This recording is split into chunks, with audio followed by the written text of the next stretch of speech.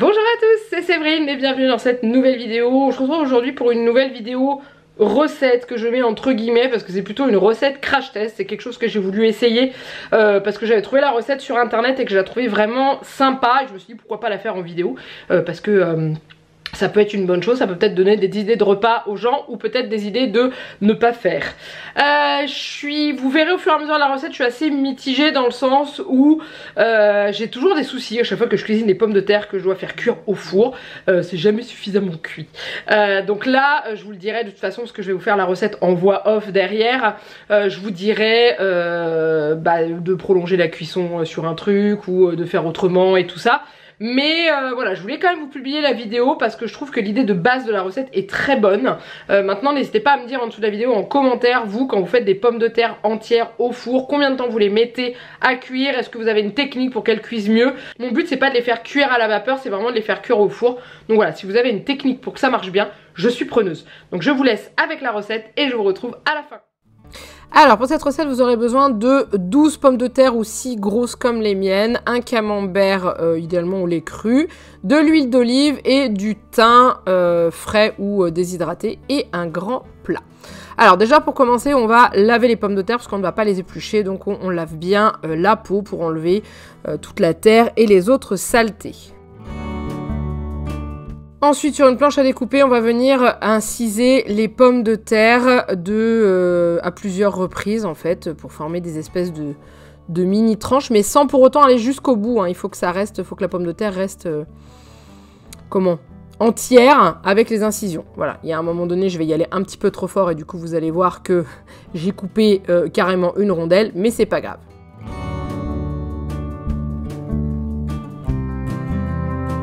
Ensuite, vous allez mettre vos pommes de terre dans votre moule à gratin.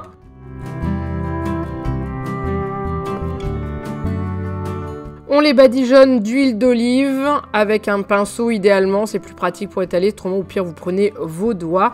Et ensuite on va venir enfourner, alors sur la recette est indiqué 30 à 40 minutes dans un four préchauffé à 200 degrés. Il faut savoir que moi j'ai plutôt laissé cuire presque 1 heure et malgré tout elles étaient encore à mon goût beaucoup trop fermes, voire pour les plus grosses pas cuites.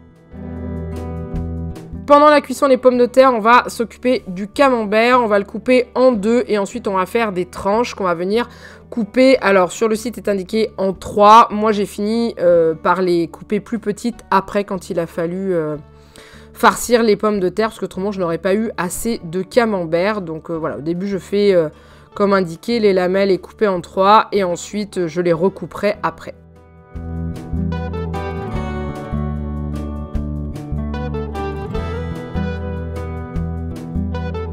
Alors une fois que les pommes de terre sont cuites, on les sort du four. J'avais mis un papier d'aluminium par-dessus pour éviter qu'elles brûlent mais qu'elles continuent à cuire.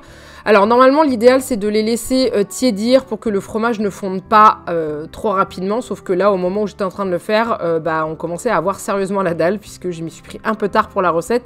Donc j'ai mis le fromage sur des pommes de terre encore chaudes. Donc vous allez voir il va fondre au fur et à mesure et se répandre au fond du plat. Donc surtout n'oubliez pas surtout de laisser tiédir vos pommes de terre. Donc vous y prenez à l'avance.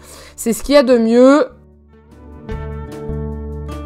Et ensuite on va à nouveau, ce que vous voyez pas dans la vidéo c'est que je vais parsemer du thym. J'avais complètement oublié, je m'en suis rendu compte quand c'était dans le four. Donc du coup je l'ai fait en vitesse au moment de la cuisson.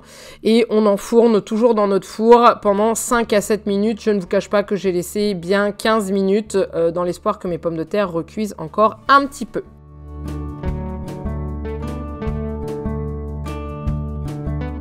Et voilà, c'est cuit. Alors honnêtement, ça donne super envie, c'est super appétissant et c'est très très bon. Je vous dis juste faire cuire les pommes de terre plus longtemps. Alors peut-être que c'est parce que mes pommes de terre étaient trop grosses par rapport à leur recette.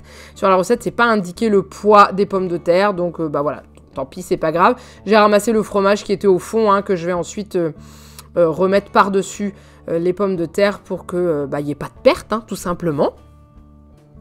Et on a accompagné ça avec des tranches de saucisson à l'ail. Vous mettez ce que vous voulez. Nous, on aime bien manger avec un petit peu de charcuterie. Et là, le saucisson à l'ail, on s'est dit que ça pourrait être pas mal à manger avec cet assemblage de pommes de terre et de fromage.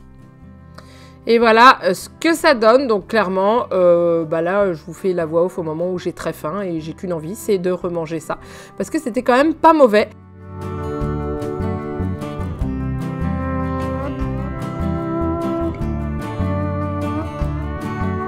Et voilà, la recette est terminée. Donc comme vous l'avez vu, c'était vraiment bon au niveau du goût avec le fromage bien fondu dessus. Le seul point à améliorer, c'est la cuisson des pommes de terre qui était à notre goût pas suffisamment cuite. Alors, les petites ça allait encore, mais nous on aime bien les pommes de terre fondantes et tout.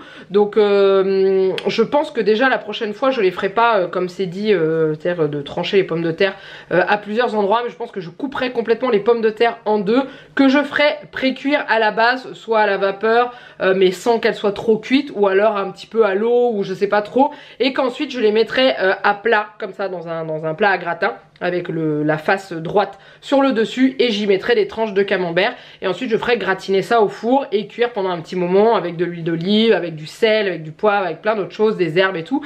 Mais voilà, ou alors si jamais vous me proposez en commentaire une solution pour que mes pommes de terre au four soient cuites, sachant que je pense que le temps donné dans la recette n'était à mon goût pas suffisant. Je pense qu'il aurait fallu peut-être doubler, ou pas tout à fait mais pas loin, parce que moi déjà je les ai fait cuire plus longtemps qu'il était indiqué, parce que si j'avais laissé le temps indiqué dans la recette, ce n'était clairement pas cuit. Les pommes de terre crues, c'est pas mon truc. Mais voilà, mais je suis preneuse de tous vos conseils en dessous de la vidéo. Vous l'avez déjà fait précédemment sur une autre vidéo, à me donner des conseils ou des choses auxquelles je n'aurais pas forcément pensé. Donc n'hésitez pas. J'ai bien dit conseil et non pas critique infondée.